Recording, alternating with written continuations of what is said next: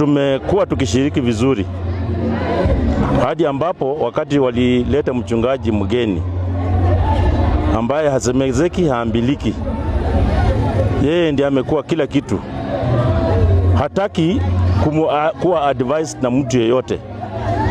Kama washiriki tumekuwa wapole kwake, tumekuwa tukimtolea hata sadaka, tumekuwa tukimpea ile vitu ambavyo anavyovitaka. But tumefika mahali tukasahau yale ambayo ilimlete kanisani. Amebadilisha nyumba zetu, wake wetu wamekuwa wake zake. Tumejenga paka nyumba ya mchungaji kanisani, hiyo jengo limebadilishwa, hivi sasa ni lodging.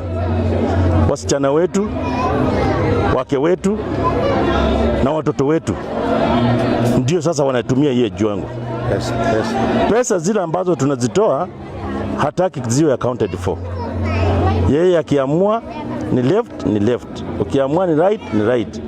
But kinachotusikitisha ni kwamba imefika kiwango badala tusemezane na mchungaji atuhubirie neno litakatifu kutoka kwa Biblia takatifu, anasimama paka kwa madhabahu anasema ameenda training ya karate, ako tayari kupigana na washiriki.